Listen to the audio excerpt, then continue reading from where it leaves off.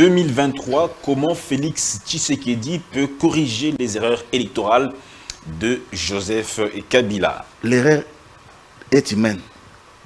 Ici, la thématique est de savoir, de corriger. Kabila n'était pas indié, la CENI de Nanga n'était pas cartonnée par Jésus-Christ. Retournez en arrière. Vous allez voir aussi, c'est l'Église catholique, lorsque personne ne savait critiquer Mobutu, parler de Mobutu, même dans sa chambre, même dans sa salle de bain, à l'époque là. C'est l'Église catholique qui montait au créneau avec le cardinal Maloula. Kabila avait du mal à nous dire qu'il ne sera pas candidat, n'est-ce pas, à un troisième mandat. Il en avait du mal jusqu'au dernier jour du dépôt des candidatures. Vous allez vous rendre compte que Félix Tshisekedi va vous dire que les élections c'est en 2023 et il en veut en 2023, n'est-ce pas? Vous allez vous rendre compte que la CENI va publier la feuille des routes et va préciser que les élections c'est en décembre 2023. Les confessions religieuses sont régies par la charte des confessions religieuses. Et c'est sur base de cette charte-là, n'est-ce pas, que Denis Kadima a été désigné et il n'a rien à voir avec le pouvoir en place, il n'a rien à voir avec l'IDFS. Une seule photo où Kadima serait aux côtés de Tshisekedi, il n'y en avait pas eu. Jusqu'à aujourd'hui. Et lui-même là qui est à mes côtés, il a cherché, il n'en a pas trouvé. Parce qu'ils étaient dans cette démarche-là. Mais là, alors, si les 6 confessions religieuses violent la loi, quel est le problème de Tshisekedi? Toutes les conditions sont aménagées pour que les erreurs de Kabila ou du régime passé ne reviennent pas. Il s'agit de D contre combien? D qui ont refusé, contre combien? Contre 6? 6 confessions religieuses. Alors, mais maintenant, vous voulez quoi?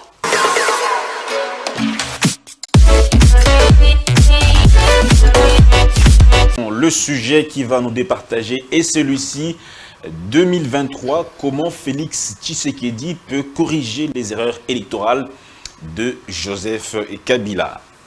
Jean-Paul Kazamba, je vous donne à vous la parole parce que vous êtes du FCC, vous avez vécu les cycles électoraux tout comme ceux de l'IDPS, mais vous étiez à la manette pendant les 3 cycles électoraux que nous avons connus, 2006, 2011 et puis 2018. Est-ce que, d'abord, est-ce qu'il y a eu des erreurs? Merci, messieurs, dames. Moi, je pense que c'est ça, il faut le reconnaître qu'il y a eu des erreurs. Et il faut signaler aussi que les élections, ce n'est pas Kabila qui les avait organisées. C'est sous Kabila. C'est sous Kabila, ça, vraiment, la thématique est vraiment claire. Mais je voudrais dire une chose. Moi, je pense que s'il faut éviter des erreurs, il faut éviter que le pouvoir actuel puisse avoir un bras de fer avec l'Église. En fait, lorsque je parle de l'Église, je ne parle pas de ces églises qui nous connaissent comme des champignons, où quelqu'un se réveille le matin, après avoir pris je ne sais quoi, il se dit bishop ou archibishop. Je parle de l'église catholique. De l'église catholique, mais aussi de l'église protestante. Vous savez que c'est depuis la nuit des temps que ces églises ont fait preuve de la démocratie, même sur le plan social. Si on doit commencer à répertorier ou à compter, c'est que l'église a fait dans ces pays comme au monde, on va dormir ici. Donc, bref, l'église catholique, depuis la nuit des temps, a été toujours aux côtés de la population. Ça, il faut le reconnaître. Mais ce n'est pas seulement au Congo. Vous n'entendez pas de cette oreille.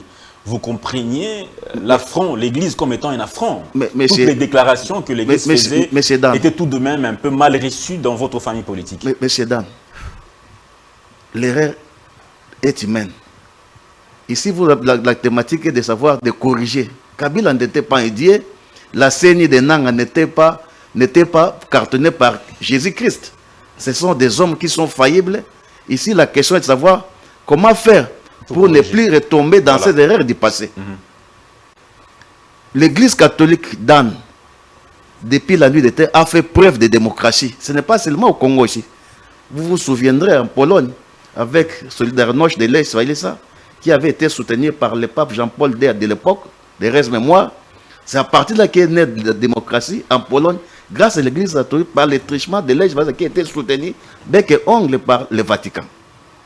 Dans notre pays aussi, si on doit retourner en arrière, vous allez voir aussi, c'est l'Église catholique, lorsque personne ne savait critiquer Mobutu, parler de Mobutu, même dans sa chambre, même dans sa salle de bain, à l'époque là, c'est l'Église catholique qui montait au créneau avec le cardinal Maloula.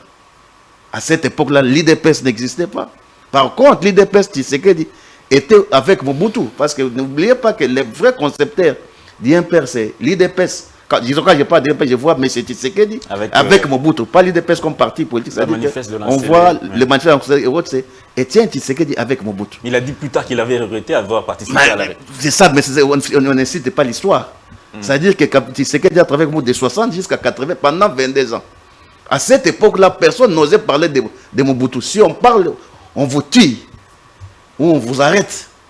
Mais là, on voit l'Église catholique par détachement de Cardinal Maloula qui parlait bec et ongle, qui criait haut et fort sur la mégestion, sur la dérive dictatoriale de M. Mobutu. C'est quand même un peu dur quand Mosengo a dit au cours d'une messe qu'il est temps que les médiocres dégagent. C'était quand même un propos dur que vous aviez du mal à digérer à l'époque. Je vous dis, Dan, vous m'avez demandé de décortiquer les erreurs du régime passé, qui n'étaient pas dirigées par les anges, mais par les êtres humains. Raison pour laquelle je dis qu'aujourd'hui, ce que Tshisekedi ne peut pas faire, c'est d'avoir un bras de fer avec l'Église catholique. L'Église catholique a été toujours aux côtés de la population. Je vous ai parlé de Cardinal Maloula, qu'à cette époque-là, l'IDPS n'existait pas. Mais on voit par contre Etienne Tshisekedi avec Mobutu. Mais là, c'est l'Église catholique qui parlait. Que nous autres, on ne savait pas parler, même si on était dans sa chambre. Dans sa chambre. C'est cette Église catholique aussi qui a fait qu'avec Mosengo, qui a combattu que les choses changent. C'est cette même Église catholique aussi, M. Dan, qui, vous savez, déploie des témoins et des témoins, qui déboursent des millions et des millions pour déployer des témoins dans tous les bureaux à travers le territoire national. Donc moi, je pense qu'il serait de bonne loi que les régimes actuels ne puissent pas avoir des affronts avec l'Église catholique pour éviter ces erreurs-là. Quelles sont ces erreurs? Parce qu'aujourd'hui, la Cour constitutionnelle, que personne n'est sans ignorer que la Cour constitutionnelle aujourd'hui est en fait une caisse de résonance de l'IDPS, que la CENI aujourd'hui est une caisse de résonance de l'IDPS. On doit comprendre que... C'est vrai aussi, Dan. À l'époque, pendant que le FCC était au pouvoir, la Cour constitutionnelle était aussi une caisse de résonance. Mais on va continuer avec toutes ces bêtises parce que hier c'était comme ça, Dan. Je vous dis que le régime Kabila, tout n'était pas au rose. C'est ça. S'il y avait les roses, il y avait aussi des rouges. Mais nous voulons corriger ces rouges-là pour dire qu'aujourd'hui, on veut d'une CENI qui doit être consensuelle. On veut une CENI qui ne doit pas être aux antipodes avec les attentes de l'Église catholique ou de l'Église protestante. N'oubliez pas, M. Dan, qui a un aura auprès de notre population. Nous ne voulons pas d'une CENI que quelqu'un qui avait par exemple 15%, on les voit par la Cour constitutionnelle les proclamer chef de l'État. Merci beaucoup. Au détriment de celui qui avait eu par exemple 64%. Donc ce sont ces choses-là qu'on doit dire ça pour autant avoir sa langue en poche. Merci beaucoup. C'est quand même profond ce que vous dites. Résultat des élections, l'élection présidentielle, c'est lui qui a été élu, on ne peut pas même autre. C'est quand même Bruxelles Moutoki, la même question. Comment Félix peut-il corriger les erreurs sous Kabila pour éviter justement les contestations telles que c'est mentionné sur notre émission? Je crois que d'abord il faut te corriger tout de suite que c'est lui qui a été publié, n'est-ce pas, proclamé, c'est celui qui a été bien entendu élu. Ça c'est une précision de taille. Deuxième chose, je crois qu'il y a beaucoup de choses qui démontrent que le pouvoir en place n'a rien à faire avec les erreurs du passé, n'est-ce pas? Mais on ne dit pas que tout est blanc, tout est blanc comme neige, non. Mais sauf que le pouvoir en place fait un effort de ne pas se retrouver dans les mêmes erreurs. Vous allez vous rendre compte que la première chose que moi j'ai retenue, c'est que Kabila avait du mal à nous dire à quand aura lieu les élections. Kabila avait du mal à nous dire qu'il ne sera pas candidat, n'est-ce pas? À un troisième mandat. Il en avait du mal jusqu'au dernier jour du dépôt des candidatures. Mais Félix Tshisekedi, dès l'entame de son régime, il vous l'a dit, qu'il était inhumain d'aller à plus de 2 mandats. N'est-ce pas? Et donc, c'était clair quant à ce. Félix Tshisekedi encore va vous dire que il n'est pas là pour s'éterniser au pouvoir. Il l'a dit clairement et de manière limpide. On doit reconnaître quand même que Kabila, c'est lui qui a facilité cette passation pacifique au pouvoir. Ailleurs, dans d'autres pays, sous d'autres cieux, ce sont les bruits des bottes qui font partie des dirigeants, certains dirigeants. Oui, je ne les réunis pas. Voilà. Chapeau bas à ça, n'est-ce pas? Chapeau bas à ces gestes parce que nous attendons à ce que ça se passe comme en 2006 et en 2011. Dieu merci, ça ne s'est pas passé de cette manière-là, chapeau bas. Mais en tout cas, nous sommes en train de parler ici de ce qui ne devrait pas se faire. Et moi, je vous dis que ce sont des choses qu'on évite déjà avec ces régimes. Il n'y a pas que ça, s'il te plaît, je vais arriver. Laissez-moi épingler, comme ça vous allez aller à votre question. Vous allez vous rendre compte que Félix Tshisekedi va vous dire que les élections, c'est en 2023 et il en veut en 2023. N'est-ce pas? Vous allez vous rendre compte que la CENI va publier la feuille des routes et va préciser que les élections, c'est en décembre 2023. Et d'ailleurs, le président de la CENI, avec des contraintes, bien entendu, avec des contraintes, mais le président de la CENI récemment a été clair qu'il est encore possible de les tenir en décembre 2023. N'est-ce pas? Vous allez vous rendre compte qu'au niveau de financement, n'est-ce pas? La CENI a déjà obtenu, je crois, un peu plus de 104 millions de dollars qui ont été prévus pour son fonctionnement et bien entendu pour les opérations électorales. N'est-ce pas? Vous allez vous rendre compte qu'au moment où on parle, d'ailleurs j'en ai sauté même, c'est qu'il y a déjà eu le vote de la loi électorale, le vote de la loi organique, les bureaux de la CENI est même déjà en place, n'est-ce pas? D'ailleurs, au moment où on parle d'ailleurs, les kits sont en train déjà dans le processus, n'est-ce pas, d'être recommandés, n'est-ce pas? Parce qu'il y a eu appel d'offres, il y a eu 6 candidats, il fallait dénicher celui qui va gagner le marché, n'est-ce pas? Et donc, nous allons enrôler, et la date est prévue pour le mois d'octobre, n'est-ce pas? Il y aura enrôlement couplé, je crois, au recensement, parce que nous devons avoir aussi une nouvelle carte, n'est-ce pas? Mais il faut précision détail, l'enrôlement ne sera pas lié à l'identification des peuples. Oui. L'identification des peuples va continuer, mais l'enrôlement va faire son bout de chemin jusqu'à s'arrêter juste pour les élections, n'est-ce pas? Et donc, il faut préciser ici une autre question que je veux vous poser. Sinon, j'allais recadrer certaines choses que j'ai entendues. Allez-y avec votre question. Justement, la question que j'allais vous poser, c'est celle des résultats de la présidentielle, et particulièrement, c'est le nœud du problème. Vous avez en 2018 les résultats de la présidentielle tels que publiés par la CENI, contestés par l'opposition, soutenus par l'Église catholique qui a avancé des chiffres, parce que l'Église catholique aurait des observateurs à travers le pays.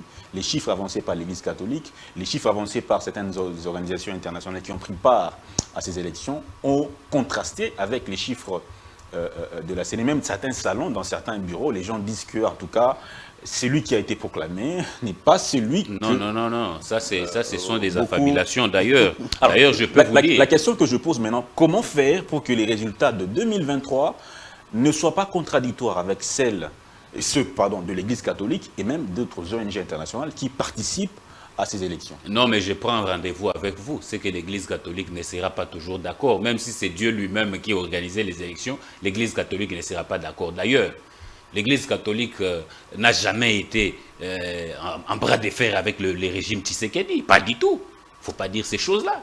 Parce que vous allez vous rendre compte que... Au niveau de l'élection du vote de la loi électorale, il y a eu des problèmes. La CENCO a même claqué la porte des confessions religieuses. La CENCO et l'ECC n'ont pas été d'accord avec les démarches qui ont été entreprises au niveau des chambres du Parlement. Je crois que là, c'est plusieurs questions que vous posez. Laissez-moi étayer maintenant. Tout à fait. Allez-y. Ça veut dire que tout simplement, ici, il n'y a eu rien à voir avec les régimes en place. Il faut savoir que dans cette question des élections, il y a eu des organes qui ont eu la charge de désigner leurs candidats. N'est-ce pas? Les confessions religieuses sont régies par la charte des confessions religieuses.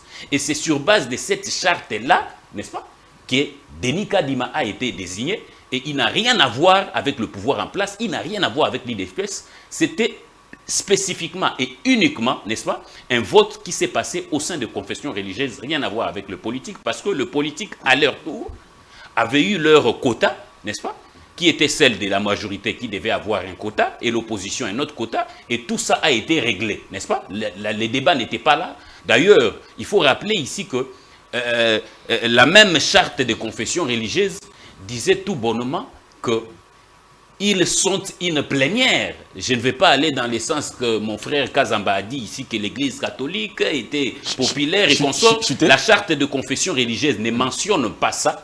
Parce que la charte des confessions religieuses le considère comme étant une plénière et ayant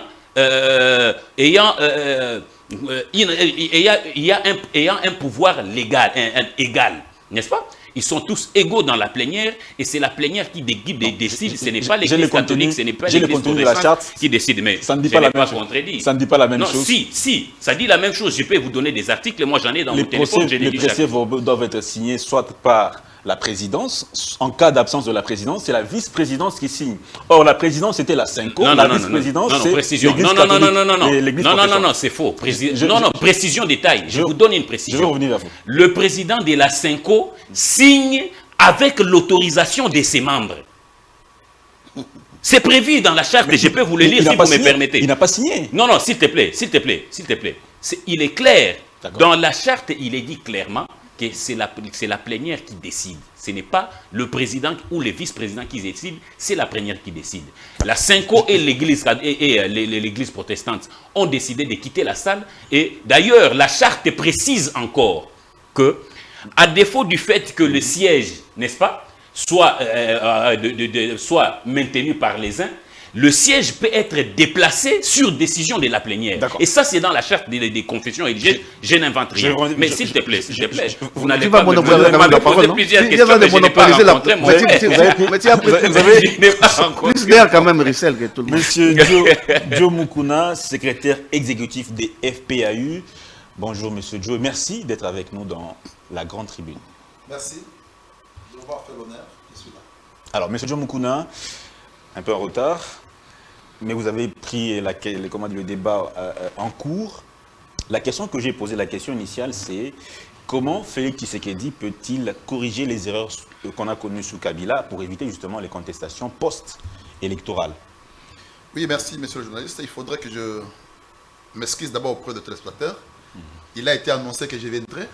Je suis arrivé en retard. Veuillez en tout cas m'excuser. Vous connaissez avec les transports, avec tout ce qu'il y a comme embouteillage, ce qui justifie mon retard en séjour. Écoutez, toutes les conditions sont aménagées pour que les erreurs de Kabila ou des régimes passés ne reviennent pas. Je voudrais ici vous donner quelques unes des dispositions prises. D'abord, l'élection de Kadima à la tête de la CENI. La personne de Kadima chasse les erreurs de Kabila. Les erreurs que le régime de Kabila avait commises plutôt. Comment? Est-ce que vous savez que Ngoï Mulunda était du PPRD? Ah, ça c'est vous qui nous l'apprenez. Évidemment, c'est une vérité. Mais il est là, il va me contredire. Monsieur Joe Kazumba, je vous donne 30 secondes. Il était du PPRD? Qui ça? Ngoï Mulunda. Il n'a jamais été du PPRD. Très bien, allez-y. Mais il est signateur de l'acte fondateur du PPRD. Ça, c'est une précision. Voilà comment on a corrigé. Vous confirmez? Première erreur. Est-ce qu'il peut parler? Moi, je parle. Attendez, vous allez réagir. Oui. Nanga vient d'où? Nanga était le secrétaire exécutif de Ngoï Mulunda. C'est toujours le PPRD déguisé qui continuait. Mais alors, en faisant une étude comparative, qu'est-ce que vous dites de l'autre qui? Kadima. Rien du tout. Ils ont tenté par tous les moyens pour faire croire à l'opinion que Kadima serait proche de Tshisekedi. Nous leur avons demandé une seule photo. Il est là. Une seule photo où Kadima serait aux côtés de Tshisekedi. Il n'y en avait pas eu. Jusqu'à aujourd'hui. Et lui-même là qui est à mes côtés, il a cherché, il n'en a pas trouvé. Parce qu'ils étaient dans cette démarche-là. Voilà la première démarche. Il y a le témoignage d'un ancien au cadre de l'UDPS qui l'avait témoigné, mais malheureusement, on ne peut pas... Vous avez tué vraiment votre témoignage. On ne peut pas le dire. Vous le tuez déjà. Parce que nous sommes devant la télévision. S'il y a un témoignage comme ça, il faut le dire. Mais quand vous dites qu'on ne peut pas le faire, donc vous l'avez déjà tué. Ça n'existe pas.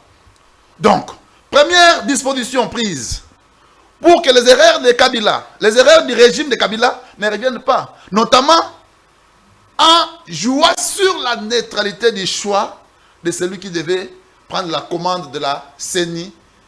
N'est-ce pas? Kadima a fait l'objet des contestations. Aujourd'hui, les confessions religieuses sont divisées. Les CC a claqué la porte. La Synco ne siège plus. Pourquoi? Parce que les autres confessions religieuses, les 7 autres confessions religieuses, ont désigné Kadima. Pour eux, pour les deux confessions religieuses, Kadima n'est pas une personne pour qui les deux confessions religieuses peuvent faire confiance. Mais alors, quel est notre problème? La démarche pour nous, c'était quoi? De rendre ces choix-là de plus en plus indépendantes, réservées exclusivement Mais dans le respect, à ces plateformes. dans le respect de la Dans loi. le respect. Mais qui a violé la loi? Alors, Les dis-moi, sept dis-moi, confessions religieuses. dis-moi, les 7. Que prévoit la charte? Mais alors, si les 6 confessions religieuses violent la loi, quel est le problème de Tshisekedi? Quel est le problème de Tshisekedi et du gouvernement? Quand ils violent la loi, ceux qui sont victimes de la violation de la loi là, n'ont qu'à user de leurs prérogatives pour aller en justice. Voilà la difficulté que nous avons.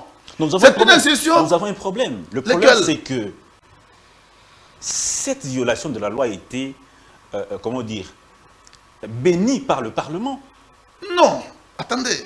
Cela a été béni par le Parlement. Il y a- Et le Parlement a entériné le nom de Kadima, sachant même que le règlement intérieur des confessions religieuses a été violé dans la désignation de Kadima. Vous Mais- voyez bien que la démarche est déjà biaisée dès le Mais en départ. cette matière-là, qu'est-ce qui se passe?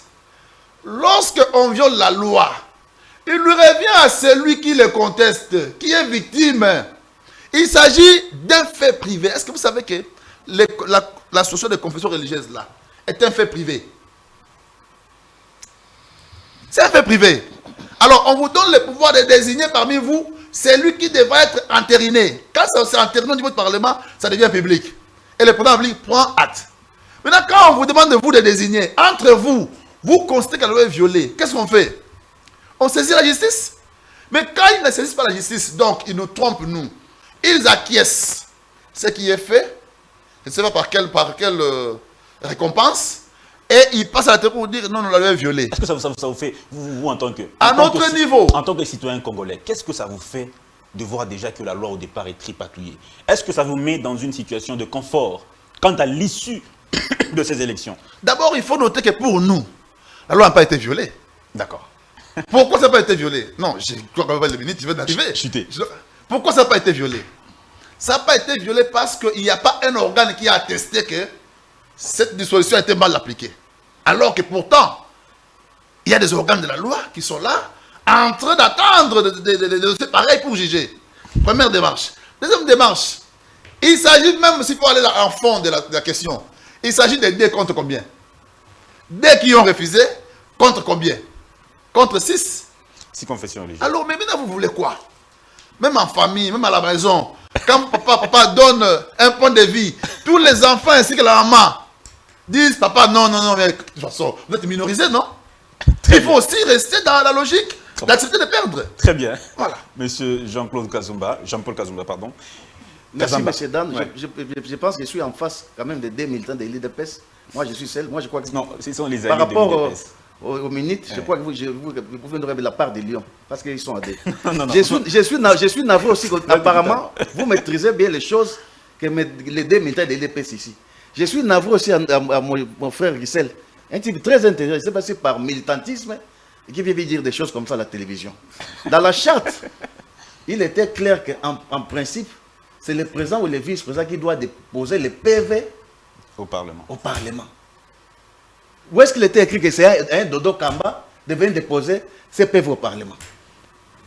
Donc moi je crois que ce sont des choses, et quand mon frère qui a ma droite me dit, qu'est-ce que le président a à voir avec tout ça? Le chef d'État est aujourd'hui le garant de la nation. Il est le garant du bon fonctionnement des institutions. Ça, c'est dans l'article 69. Les élections, ce sont une étape essentielle et sensible de la nation. Que le chef d'État doit avoir quand même les droits de regard.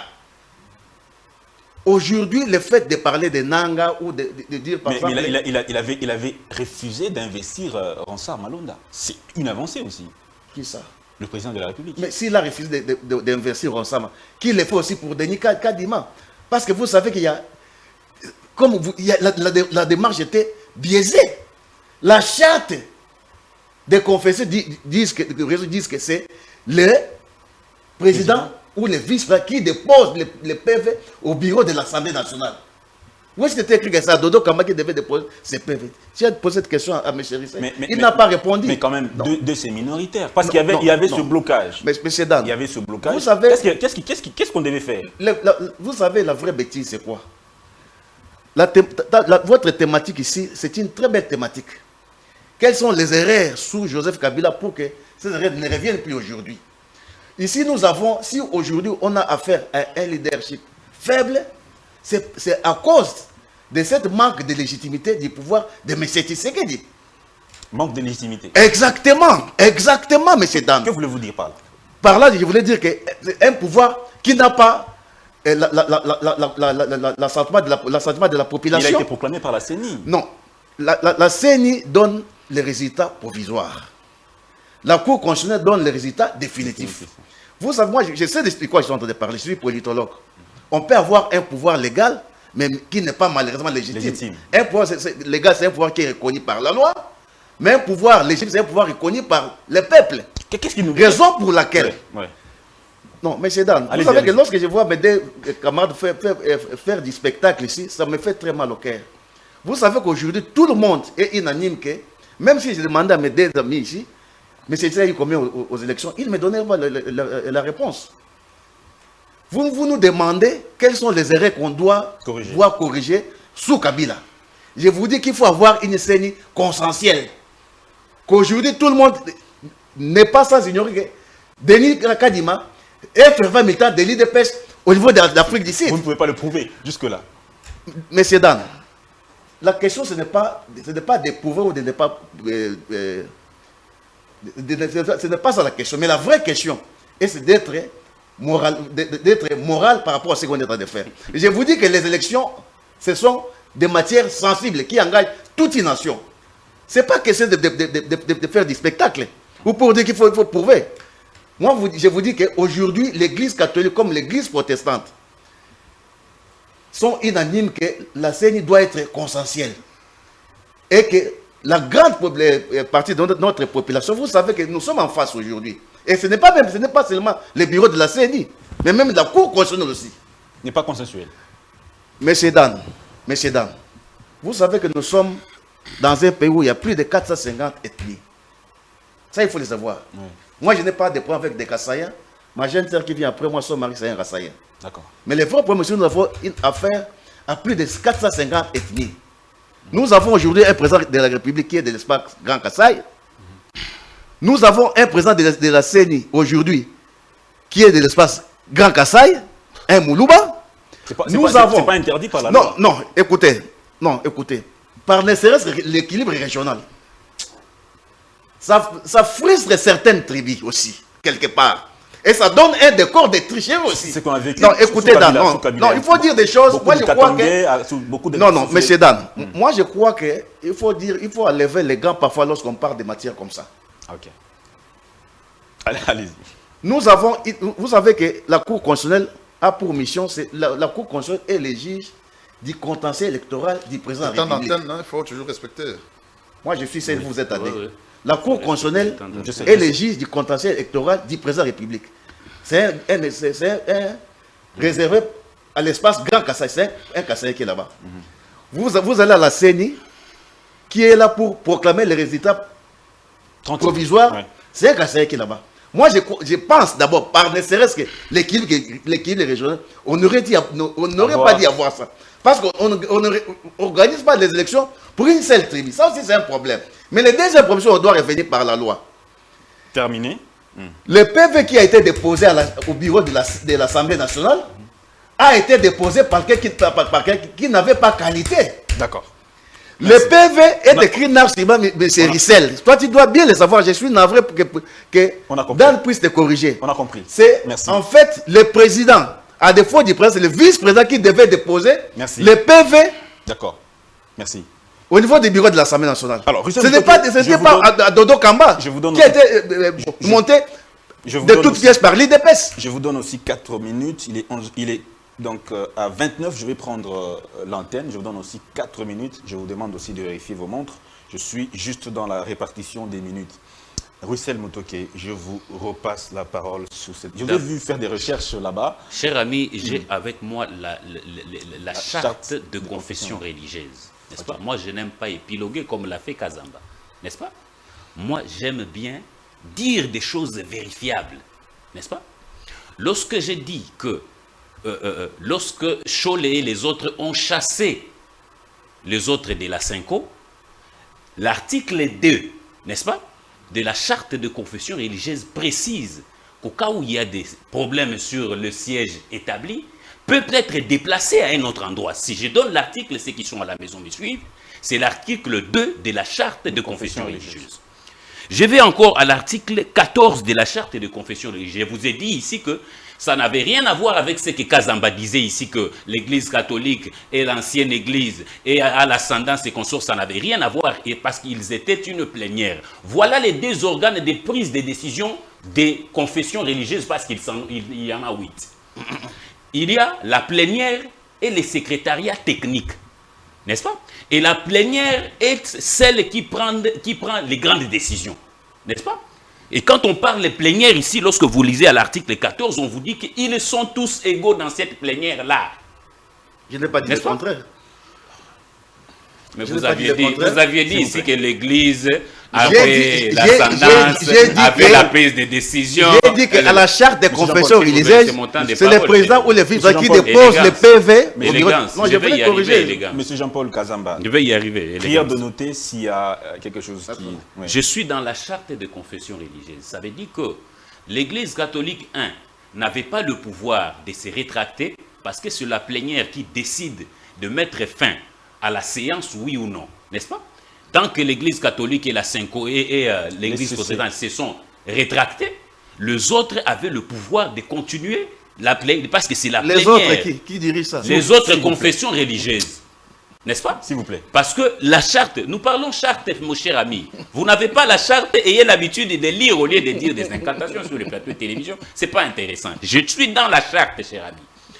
Donc vous allez rencontrer ici que l'Église catholique et l'Église protestante qui se sont retirés, ils avaient le droit de continuer et d'aller à la cimée. Parce que la charte à l'article 2 le dit expressis verbis.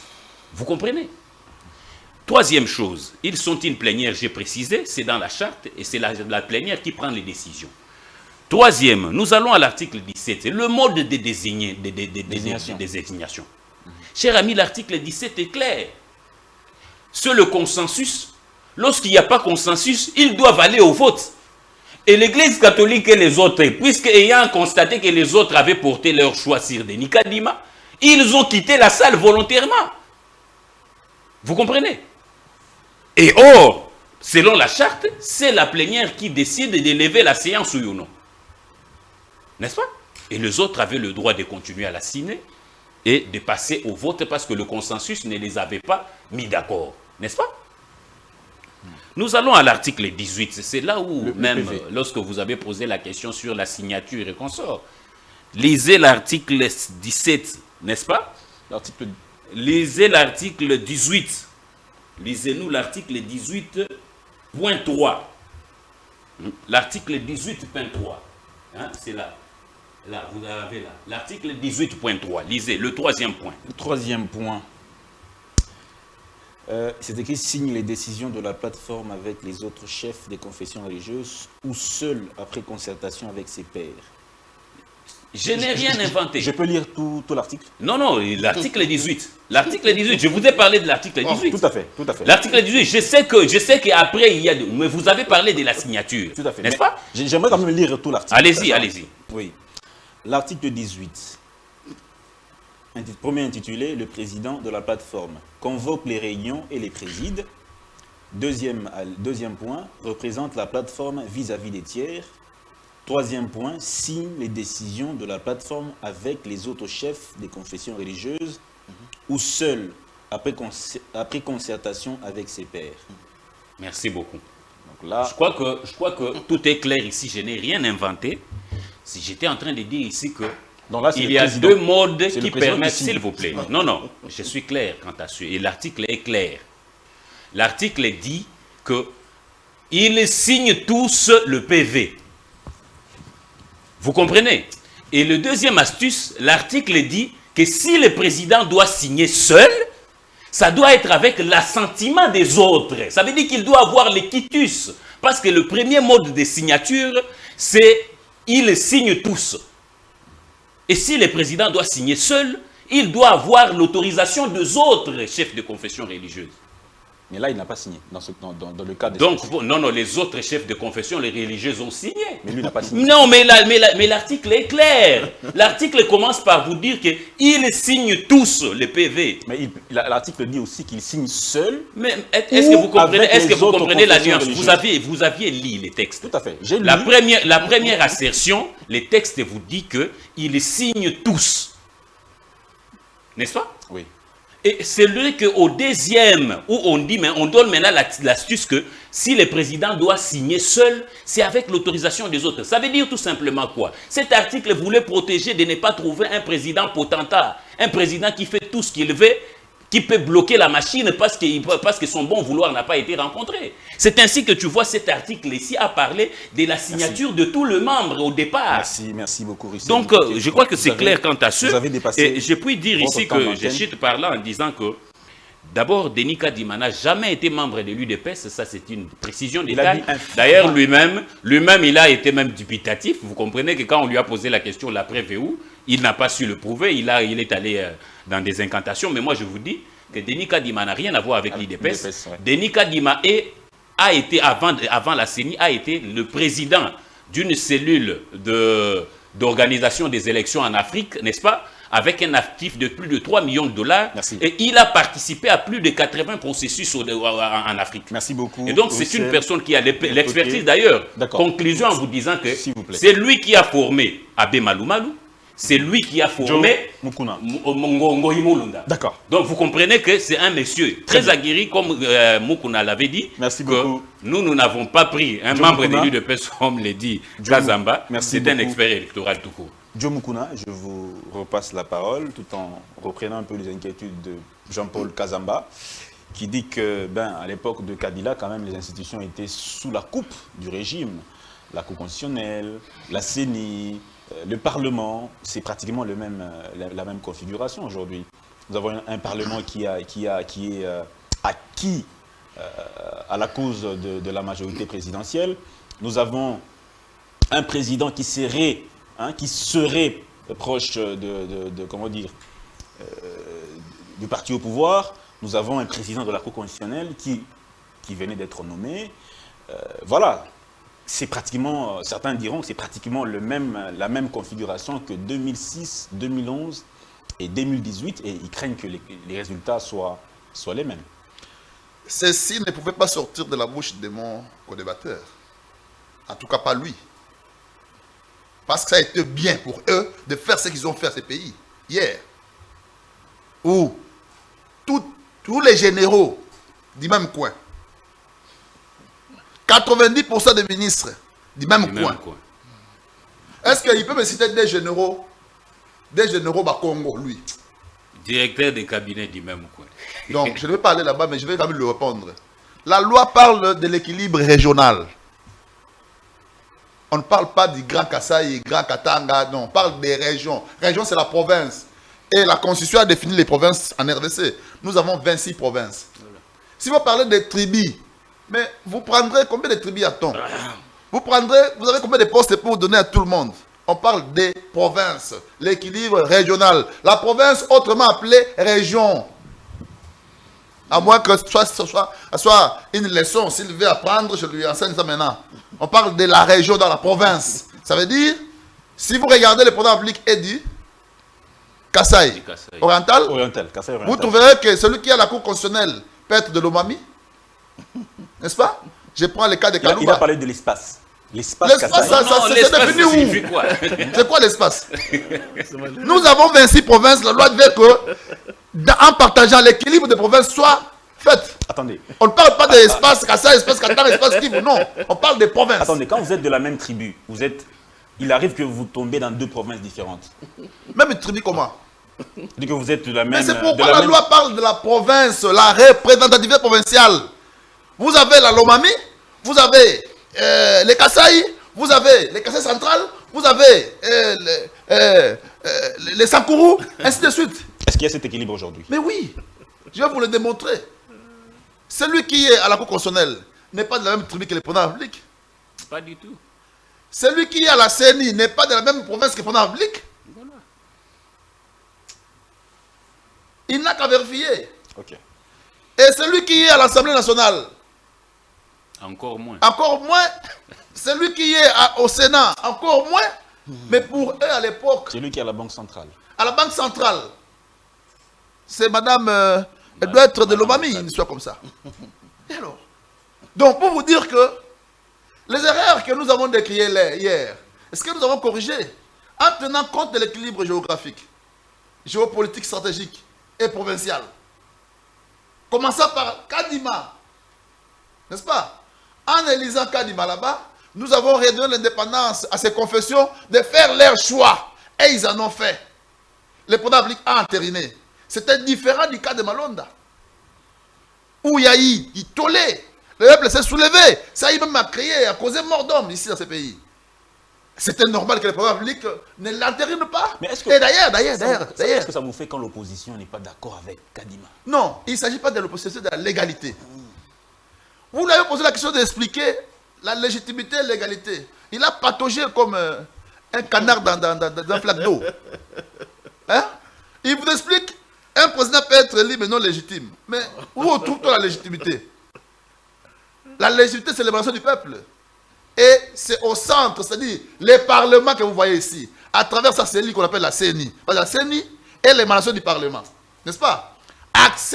Prend les résultats que le peuple congolais a voté, il les prononce de manière provisoire. 30 secondes. C'est ça la légitimité. On ira plus tard au niveau de la Cour constitutionnelle pour donner la légalité.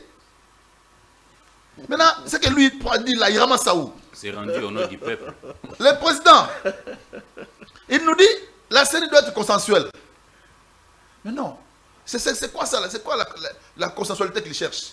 Parce que déjà au sein de la structure civile qu'on appelle les confédérations religieuses, La plénière. ils doivent encenser. Le FCC dit qu'elle n'est pas représentée au niveau de la plénière. Le FCC. Le FCC n'est pas Mais représenté. qui lui a interdit? Quand on a appelé le FCC pour venir présenter les candidats, ils ont refusé. D'ailleurs, il y en a, ils se sont divisés, il y en a qui étaient partis, ils sont là aussi. Mon cher frère, nous n'allons pas faire yeux doux, les beaux yeux aux gens. D'accord. C'est la loi qui doit primer. D'accord. La loi dit, Jean-Paul Kazamba. la loi dit, pour être élu président de la CENI, il faut appartenir à des confessions religieuses. Très bien. Et il est désigné par ses pairs. Quand le père désigne, Merci. à ce moment-là, Mukuna. il est entériné par le président de la République. Je D'accord. crois que c'est fini. Merci, Joe Mukuna, Jean-Paul Kazamba. Vos co-débatteurs ont sorti des arguments qui ont remis en question ce que vous avez J'allais avancé. d'abord répondre à, disons, donner une petite matière à Mukuna. Pour dire, quand on parle de pouvoir légal, c'est un pouvoir reconnu par la loi. Par contre, lorsqu'on parle d'un pouvoir légitime, c'est un pouvoir reconnu par le peuple. Mais c'est ce que nous avons dit. Mais c'est le peuple qui Laissez-moi, élit. C'est le peuple qui élit. non, non. C'est-à-dire, un pouvoir peut être légal, mais peut perdre aussi sa légitimité au cours d'un mandat. Il Mais perd comment- sa légitimité. Ou la loi aussi peut reconnaître. Comment on peut le savoir? Comment il va perdre le Non, mandat? non, mais aujourd'hui, vous savez que les résultats étaient aux antipodes avec les demandes de la population, des attentes de la population. Mais comment vous le la démontrez? plupart, non, Comment il le démontre? permettez, non, S'il vous plaît. non. J'ai pour moi la question de la bouche. Est-ce s'il vous que plaît. moi je peux parler beaucoup là? On n'est pas Allez- mais allez- qu'est-ce que vous avez? allez-y, Soyez quand allez-y. même discipliné. Allez-y. S'il vous plaît. Quand toi tu vas, moi je parle. Vous l'avez aussi fait chez moi. Allez-y. Lorsqu'on parle d'un pouvoir légal, c'est un pouvoir reconnu par la loi. Par contre, un pouvoir légitime, c'est un pouvoir reconnu par l'opinion, par le peuple. Aujourd'hui, que vous avez ça, quand il me dit que comment on peut reconnaître un pouvoir légitime, un pouvoir légitime, on reconnaît par rapport au sondage. Par rapport au sondage, on reconnaît que ce pouvoir est légitime ou n'est pas légitime. Par contre, un pouvoir légal, c'est un pouvoir que la loi reconnaît, que la Cour conseil reconnaît, mais qui peut être en disgrâce avec la population. Parce qu'aujourd'hui, on peut passer aussi à une élection, on peut truquer une élection, que la Cour constitutionnelle reconnaît. Là, on parle d'un pouvoir légal, mais qui par contre peut ne pas être légitime, que le peuple ne reconnaît pas. Parce qu'on peut dire aussi, sans foi aux yeux, que bon nombre de notre population dit que celui qui est à la tête du pouvoir aussi n'avait pas gagné les élections. Ils sont nombreux qui le disent. Ils sont nombreux qui ne reconnaissent pas, mais c'est comme étant les présidents vraiment élus par la population. D'ailleurs- C'est ça où entre en jeu D'ailleurs, les concepts de légitimité. Moi, D'ailleurs- je suis politique, je sais de quoi je suis en train de parler. Par contre, la légalité, c'est un pouvoir qui est reconnu par la loi. La Cour constitutionnelle peut le reconnaître comme étant président de la République, mais que le commun des mortels ne reconnaît pas.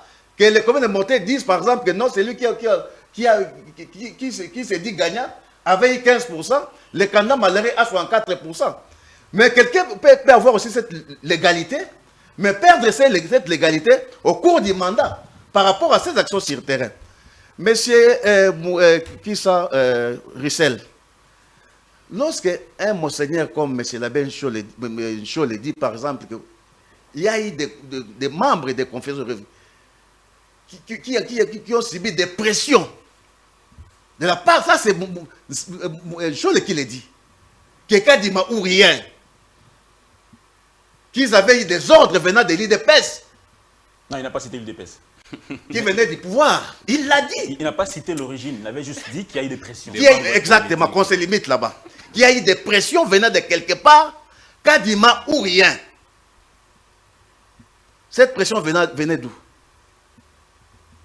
Lorsque les gens disent qu'il y a eu même des dips qui ont circulé pour que Kadima soit président de la CENI. Qui ne le sait pas, même les enfants de l'école le savent. Aujourd'hui, lorsqu'on parle, on parle d'une CENI consensuelle. C'est-à-dire que tout le monde peut se mettre d'accord.